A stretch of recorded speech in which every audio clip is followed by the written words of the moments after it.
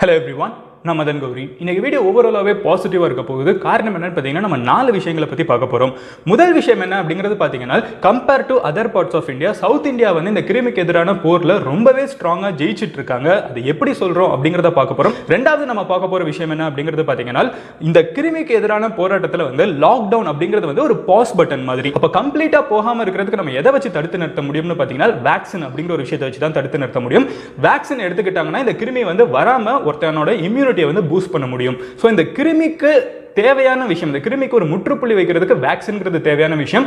இந்த வேக்சின் வந்து டெவலப் ஆகிறதுக்கு கிட்டத்தட்ட 1.5 வருஷம் ஆகும்னு சொல்லிட்டு இருந்த இந்த ஒரு நிலைமையில இப்போ ரொம்ப ரீசெண்டா வந்து உலக லெவலில் கிட்டத்தட்ட முக்கியமான சில நாடுகள் இருந்துகிட்டு, ஜெர்மனியா இருக்கட்டும், சைனாவா இருக்கட்டும், அமெரிக்காவா இருக்கட்டும், யூகேவா இருக்கட்டும், இவங்கெல்லாம் இருந்துகிட்டு ஹியூமன் ட்ரையல்ஸ்க்கு வந்து வேக்சினை வந்து அப்ரூவ் பண்ண ஆரம்பிச்சிட்டாங்க. மனிதர்களுக்கு இந்த ட்ரையல் வேக்சினை கொடுக்க ஆரம்பிங்க அப்படின்னு சொல்லிட்டு ஒரு 5 வேக்சின் வந்து வச்சிருக்காங்க. மூணாவது பார்க்க போற விஷயம் என்ன அப்படிங்கிறது பார்த்தீங்கன்னா இந்தியாவில் இந்த வேக்சின்ங்கிறது வந்து ஒருத்தங்களுக்கு வராம இருக்கிறத தடுக்கிறதுக்கு தான் வந்து இந்த வேக்சின் கண்டுபிடிக்க முடியும்.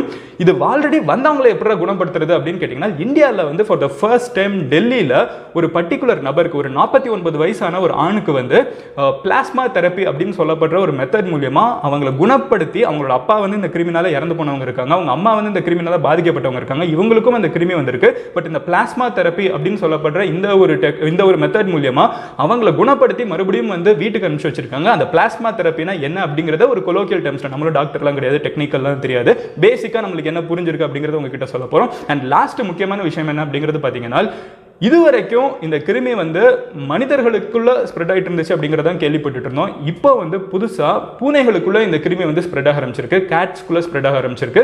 கேட் டு கேட் கிடையாது, பட் ஹியூமன் டு கேட் அப்படிங்கிற ஒரு விஷயம் வந்து நடந்திருக்கு. எங்கன்னு பார்த்தீங்கன்னா நியூயார்க்ல கொஞ்ச நாளுக்கு முன்னாடி தான் நியூயார்க்ல இருக்கிற வைல்டு கேட்ஸ்க்கு வந்து இந்த கிருமி ஸ்ப்ரெட் ஆயிருக்குங்கிறத பார்த்திருந்தோம். வைல்டு கேட்ஸ்னா வந்து இந்த சிங்கம், புலிக்குலாம் வந்து அவங்களோட ஓனர்ஸ் கிட்ட இருந்து அவங்களோட பெட்ஸுக்கு வந்து இந்த கிருமி வந்திருக்குங்கிறது கன்ஃபார்ம் பண்ணப்பட்டிருக்கு. ஸோ இந்த 4 விஷயங்கள் தான் இந்த வீடியோவில் பார்க்க போறோம். இன்டர்நேஷனல் லெவலில் பேசுறதுக்கு நம்ம உள்ளூர்ல இருந்து வர ஆரம்பிப்போம். ஸோ பேசிக் தமிழ்நாடு வந்து இது சவுத் இந்தியா அப்படிங்கிறது நம்ம சொல்றப்ப வந்து மெயினா வந்து 5 ஸ்டேட் இருக்கு, கரெக்டா? சோ இந்த 5 ஸ்டேட்ல வந்து முதல் முக்கியமான ஸ்டேட்டா வந்து இந்த கிருமிக்கு எதிரான போராட்டத்தில் ஜெயிச்ச ஸ்டேட் எது அப்படிங்கிறது பாத்தீங்கன்னா கேரளா.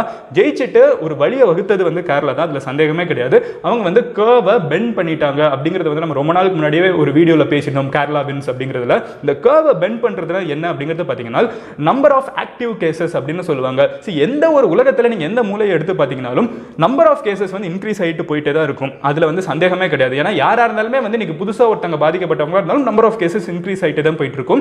சைனால இன்னைக்கு வரைக்கும் நம்பர் ஆஃப் கேசஸ் இன்க்ரீஸ் ஆயிட்டு தான் போயிட்டு இருக்கு. ஆனா நம்ம ஊர் மீடியா வந்து இந்த இன்க்ரீஸ் ஆகுது அப்படிங்கறத மட்டும் காமிச்சு பயத்தை கிளப்பிட்டு இருக்காங்க. ஆக்சுவலா நம்ம பார்க்க வேண்டிய விஷயம் என்னன்னு பாத்தீங்கன்னா நம்பர் ஆஃப் ஆக்டிவ் கேசஸ் அப்படிங்கறத பார்க்கணும். ஆக்டிவ் கேசஸ்னா என்னன்னு பாத்தீங்கன்னா பாதிக்கப்பட்டவங்க இத்தனை பேர் இருக்காங்க, ஆனா பாதிக்கப்பட்டு எத்தனையோ பேர் வீட்டுக்கு திரும்பி போனவங்க இருக்காங்க. அது போக இப்போ உண்மையிலே பாதிக்கப்பட்டு இன்னமும் ஹாஸ்பிட்டல் இருக்கிற மக்கள் அப்படிங்கிறது பாத்தீங்கன்னா ரொம்பவே கம்மியாயிட்டு இருக்கு. ஸோ இந்த ஆக்டிவ் கேசஸ் அப்படிங்கிறது வந்து ஸ்டார்டிங்ல பயங்கரமா ஏறிச்சு. அதுக்கப்புறம் வந்து ஆக்டிவ் கேசஸ் வந்து ஓரளவுக்கு ஸ்டெபிலைஸ் பண்ணாங்க. அப்ப நிறைய பேர் ரெக்கவர் பண்ணி வீட்டுக்கு அனுப்பிச்சிட்டு இருக்காங்கன்னு அர்த்தம்.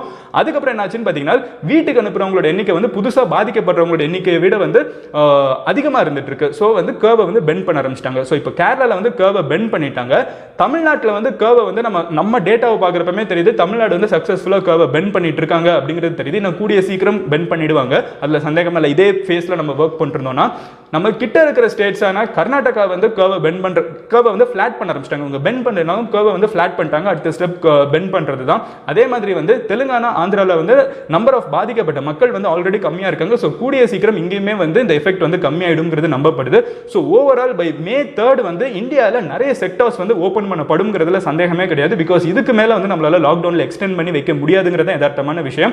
ஏன்னா மக்களுக்கு வந்து இந்த கிருமியை விட அதிகமா வந்து ஒரு உயிர்கொல்லி நோய் எதுங்கிறது பாத்தீங்கன்னா பசி அண்ட் பட்டினி. இன்னைக்கு வேர்ல்டு ஹெல்த் ஆர்கனைசேஷனா இருக்கட்டும், இல்ல யுனைடெட் நேஷன்ஸா இருக்கட்டும், அவங்க சொல்றது என்னன்னா இந்த கிருமினால உலக லெவல்ல பசியில இருக்கிற மக்களோட எண்ணிக்கை வந்து ரெட்டிப்பா இருக்கு அப்படிங்கறத சொல்றாங்க. மறுபடியும் இண்டஸ்ட்ரியெல்லாம் ஸ்டார்ட் பண்ண வேண்டியது, மறுபடியும் ஒரு ரொட்டீன் லைஃப்க்கு திரும்ப வேண்டிய ஒரு நிலைமை வரும். கவலைப்படாதீங்க, ஸ்டூடெண்ட்ஸ்லாம் வந்து மோஸ்டா வீட்டுக்குள்ள தான் இருப்பீங்க. பட் வேலைக்கு போறவங்களுக்கு வந்து கண்டிப்பா மறுபடியும் போக வேண்டிய ஒரு நிலைமைக்கு வர ஆரம்பிக்கும். ஸோ May 3 அப்புறம் வந்து லாக்டவுன் எக்ஸ்டெண்ட் பண்றதுக்கான வாய்ப்பு ரொம்ப கம்மி. எஸ்பெஷலி சவுத் இந்தியாவில் நம்மளோட எக்கானமி மறுபடியும் ஆரம்பிக்கும்ங்கிறதுல சந்தேகமே கிடையாது.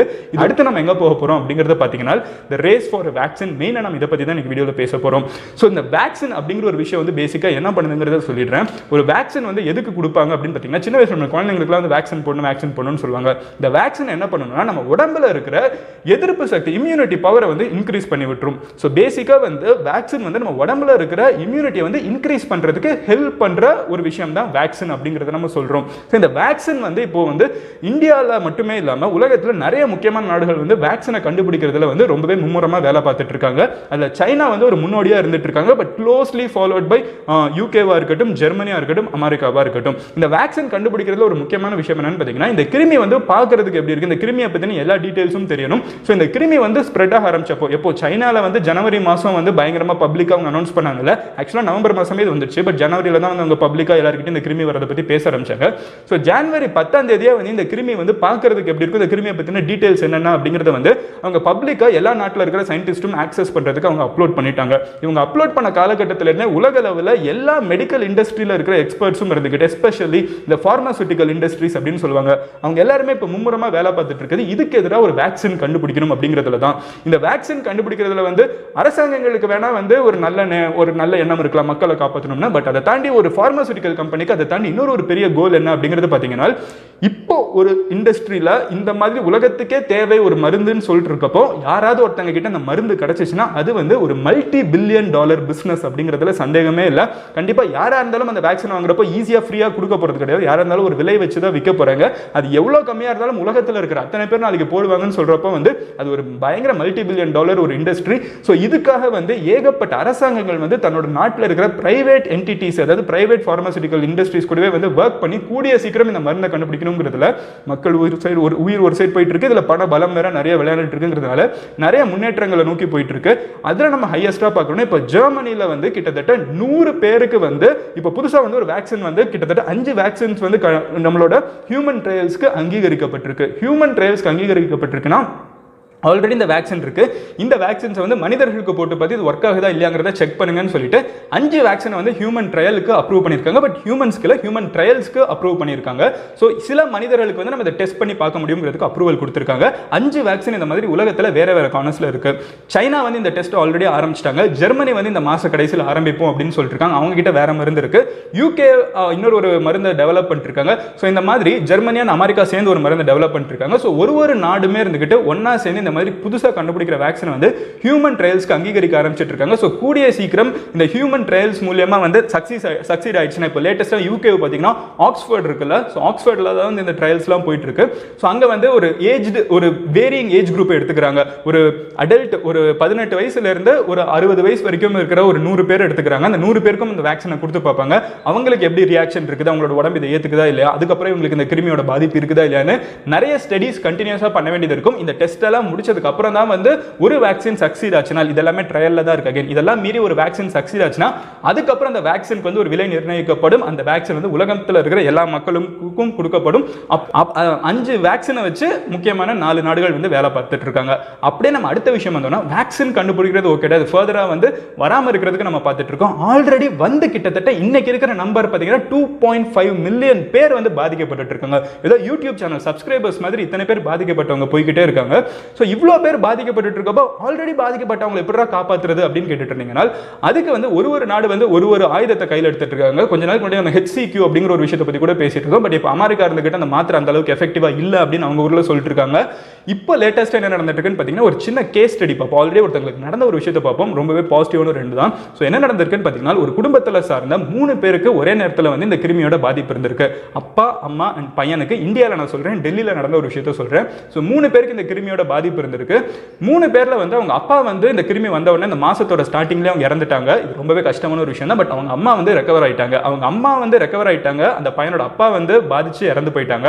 அந்த பையனுக்கு வந்து ஒரு 49 வயசு இருக்கும், ஒரு ஆண், ஒரு அடல்ட் மேல். ஸோ அந்த 49 வயசு இருக்கிற அந்த ஆணுக்கு வந்து இந்த கிருமியோட பாதிப்பு இன்க்ரீஸ் ஆகிட்டே போயிட்டு இருக்கு. நாளாக வந்து அவங்க வென்டிலேட்டர் சப்போர்ட்டும் கொடுக்க ஆரம்பிச்சிட்டாங்க. ஸோ இது வரைக்கும் நம்ம ஊர்ல வந்து எங்கேயுமே இந்த பிளாஸ்மா தெரப்பி அப்படிங்கிற ஒரு விஷயம் பண்ணதே கிடையாது. இந்தியாவில் வந்து நம்ம பண்ணது கிடையாது இந்த கிருமிக்காக. ஸோ இந்த ஒரு நிலைமையில இருந்துகிட்டு அந்த அந்த பாதிக்கப்பட்டவங்களோட ஃபேமிலி சைட்ல இருந்து அஃபீஷியலா வந்து அரசாங்கத்துக்கிட்டையும் அந்த ஹாஸ்பிட்டல் கிட்டையும் வந்து ரெக்வஸ்ட் பண்ணி பிளாஸ்மா தெரப்பி அப்படிங்கிற ஒரு விஷயத்தை ட்ரை பண்ணி பாருங்கிறத வந்து ஃபேமிலி சைடே வந்து ரெக்வஸ்ட் பண்ணாங்க. பிகாஸ் இது வந்து ஒரு எக்ஸ்பெரிமெண்ட் தான், இது வந்து எப்படி பதில் அளிக்கணும்னு அவங்க யாருக்குமே தெரியாது. ஸோ அதுக்காக வந்து பெர்மிஷன் கொடுக்கப்பட்டுச்சு. ஃபைனலி பிளாஸ்மா தெரப்பி அப்படிங்கிற ஒரு விஷயமும் பண்ணப்பட்டுச்சு. பிளாஸ்மா தெரப்பினா என்னன்னு பார்த்தீங்கன்னா, நம்மளோட உடம்புல வந்து ஒரு கிருமியோட பாதிப்பு வந்துட்டு போயிடுச்சுனால், ஸோ அந்த கிருமி வந்து இப்போ ஒரு எக்ஸாம்பிள் எடுத்துக்கோங்க, என்னவே எடுத்துக்கோங்களேன். எனக்கு வந்து இந்த கிருமி பாதிப்பு இருக்குது, இந்த பாதிப்பு வந்ததுக்கப்புறம் நான் வந்து இதுலேருந்து ரெக்கவர் ஆகிட்டேன் அப்படின்னு வச்சுக்கோங்களேன். என்னோட உடம்புக்குள்ள என்ன நடந்திருக்குன்னு பார்த்தீங்கன்னா, என்னோட உடம்பு வந்து இந்த கிருமிக்கு எதிரான இம்யூனிட்டி வந்து பில்ட் பண்ணியிருக்கும். ஸோ என்னோட உடம்புல வந்து இந்த கிருமிக்கு எதிரான இம்யூனிட்டி வந்து அதிகமாக இருக்குது. ஸோ இந்த பிளாஸ்மா தெரப்பியில் பேசிக்காக என்ன பண்ணுறாங்கன்னா, ஆல்ரெடி பாதிக்கப்பட்ட ஒருத்தங்க இருப்பாங்கல்ல, அவங்களோட உடம்புல இருந்து பிளாஸ்மாவை எடுத்து இப்போ வந்து ரொம்பவே வந்து கஷ்டப்படுற ஒருத்தங்க இருப்பாங்க, அந்த கிருமினால பாதிக்கப்பட்டவங்க இருப்பாங்கல்ல, அவங்களுக்கு வந்து இந்த பிளாஸ்மாவை உள்ளுக்குள்ள கொடுக்குறாங்க. ஸோ இங்கே ஆல்ரெடி பாதிக்கப்பட்டவங்க கிட்ட இருக்கிற ஒரு இம்யூனிட்டியை வந்து நம்ம இன்னொருத்தங்க கிட்ட டிரான்ஸ்ஃபர் பண்ற மாதிரி தான். ஸோ ஆல்ரெடி பாதிக்கப்பட்டு அதிலிருந்து ஜெயிச்சு வெளியே வந்தவங்களோட ஒரு பிளாஸ்மாவை எடுத்து ஆல்ரெடி இப்போ வந்து கஷ்டப்பட்டு இருக்கவங்க கிட்ட வந்து அந்த பிளாஸ்மாவை கொடுக்குறாங்க. ஸோ டெல்லியில் என்ன நடந்திருக்குன்னு பார்த்தீங்கன்னா, ஆல்ரெடி வந்து ஒரு பெண் ஒருத்தங்களுக்கு வந்து இந்த கிருமி வந்திருக்கு, அவங்க வந்து இந்த மாசத்தோட ஸ்டார்டிங்ல ரெக்கவர் ஆயிருக்காங்க. அவங்களோட பிளாஸ்மாவை எடுத்து இப்போ இந்த 49 வயசு ஆணுக்கு வந்து மாற்றி கொடுத்துருக்காங்க. அந்த பிளாஸ்மா கொடுத்ததுக்கு அப்புறம் இதை டொனேட் பண்ணலாம். ஆல்ரெடி வந்து பாதிப்பு வந்து அதுலேருந்து ரெக்கவர் ஆனவங்க, சக்ஸஸ்ஃபுல்லாக ரெக்கவர் ஆனவங்க வந்து பிளாஸ்மா டொனேட் பண்ணாங்கன்னா இதன் மூலியமா இதை கியூர் பண்ண முடியுமாங்கிறத டெஸ்ட் பண்ணியிருக்காங்க. ஸோ இப்போ ஆல்ரெடி இவங்களோட உடம்புல வந்து எதிர்ப்பு சக்தி கம்மியாக இருக்குது, இந்த கிருமி வந்து ஜெயிச்சிட்டு இருக்கு. அவங்க கிட்ட வந்து இந்த இவங்களோட சக்ஸஸ்ஃபுல் பிளாஸ்மாவை எடுத்து கொடுக்குறப்போ அவங்களோட உடம்பு வந்து இதுக்கு எதிராக வந்து ரெக்கவர் ஆக ஆரம்பிக்குது. கண்டினியூஸாக உங்களுக்கு எப்பவும் கொடுத்துட்டு இருக்கிற மெடிகேஷனும் கொடுக்கப்பட்டு இருக்கு. ஃபைனலி இப்போ வந்து இவங்க ரெக்கவர் ஆகி வீட்டுக்கு திருப்பி அனுப்பப்பட்டிருக்காங்க. கடைசியாக எடுக்கப்பட்ட 2 டெஸ்ட்லையுமே வந்து உங்களுக்கு கொரோனா இல்லை அப்படிங்கிறது கன்ஃபார்ம் ஆயிருக்கு. ஸோ இது வந்து ரொம்பவே பாசிட்டிவான விஷயமா உலக அளவில் பேசப்பட்டு இருக்கு. இதுக்கு அப்புறமா இருக்கட்டும் இல்லை இதுக்கு முன்னாடியிலேருந்தே இருக்கட்டும், வெளியே அமெரிக்கா, ஆஸ்திரேலியா மாதிரி நாடுகள் வந்து இந்த பிளாஸ்மா வந்து இன்னும் கொஞ்சம் கன்ஃபார்மாக யூஸ் பண்ணலாம்ங்கிறதுக்கு ஒரு நம்பிக்கை கொடுக்குற மாதிரி ஒரு விஷயமாவும் நடந்துட்டு இருக்கு. ஸோ இதில் முக்கியமான விஷயம் என்னன்னு பார்த்தீங்கன்னா, இந்த பிளாஸ்மா தெரப்பி வந்து உடனே எல்லாருக்குமே அப்ளை பண்ண முடியாது. ஒவ்வொருத்தங்களோட மெடிக்கல் கண்டிஷனை பொறுத்து, ஒவ்வொருத்தங்களோட பிசிக்கல் கண்டிஷனை பொறுத்துன்னு சொல்லிட்டு ஏகப்பட்ட விஷயங்கள் இருக்கு. பட் இதுக்கு எதிரான ஒரு சில்வர் புல்லட், இதை வச்சு நம்ம எல்லாரையுமே காப்பாற்றிடலாம்னு சொல்ல முடியாது. பட் இது வந்து இன்னொரு ஒரு ஆயுதம் இந்த கிருமிக்கு எதிரான போராட்டத்தில்ங்கிறதுல சந்தேகமே கிடையாது.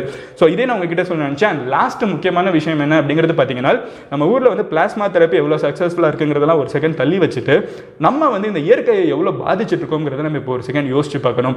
நிறைய பேர் இந்த கிருமி வந்து ஒரு வெட் மார்க்கெட்ல இருந்து வந்திருக்கும் அப்படின்னு நம்ம வந்து யூகிச்சப்போ இன்னைக்கு வரைக்கும் கன்ஃபார்ம் பண்ணப்படலை.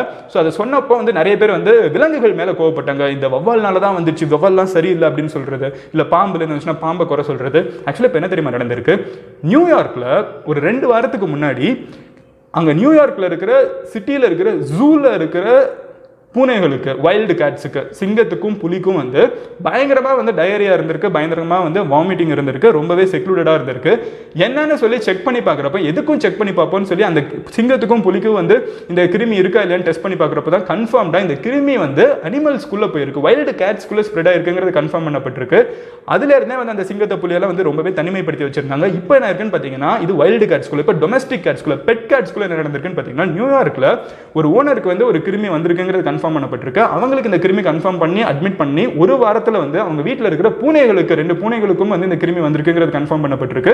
இது வந்து பூனைகளுக்குள்ள ஸ்ப்ரெட் ஆகுது அப்படிங்கிறது இன்னும் கன்ஃபார்ம் பண்ணப்படலை. ஆனால் மனிதன்லேருந்து ஒரு அனிமலுக்கு வந்து இந்த கிருமி வந்து ஸ்ப்ரெட் ஆயிருக்குங்கிறது ரொம்பவே சோகமான ஒரு விஷயமா தான் இருந்துட்டு இருக்கு. ஸோ இது வரைக்கும் வந்து டெவலப்பிங் கண்ட்ரீஸ், டெவலப்டு கண்ட்ரீஸ் அப்படின்னு சொல்றப்போ வந்து ஓரளவுக்கு நம்மளால கண்ட்ரோல் பண்ற நம்பிக்கையாக இருந்துச்சு.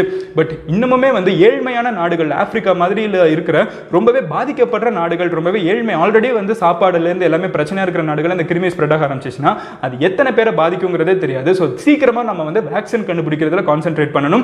இப்போ இந்த கிருமிக்கு எதிரான போராட்டத்தில் மனிதநேயம் ஒன்னா நிற்க வேண்டிய ஒரு முக்கியமான விஷயமா இருந்துட்டு இருக்கு. இந்த நேரத்தில் வெளியில இருக்கிற நாடுகள் வந்து இந்த வேக்சின் கண்டுபிடிக்கிறதுல பணம் பார்க்கறதுக்கு நினைக்க கூடாதுங்கிறது ஒரு முக்கியமான விஷயம். இந்த வேக்சின் கண்டுபிடிக்கப்பட்டாலும் அதுக்கப்புறம் எல்லா மனிதர்களுக்கும் பணம் இல்லாம கொடுத்தால் அதை விட ஒரு மிக சிறந்த விஷயம் கண்டிப்பா யாருனாலையும் பண்ண முடியாது.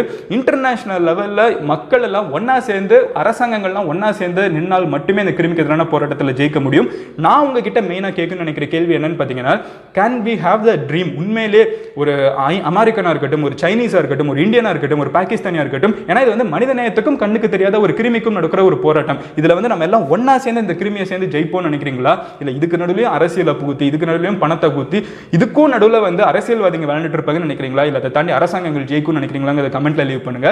நாளைக்கு உங்களை இன்னொரு வீடியோல பார்க்குறேன். Until then, bye. Madan Gauri signing off. Love you all. Cheers. A great day. Take care. Bye. Cheers. Hello everyone.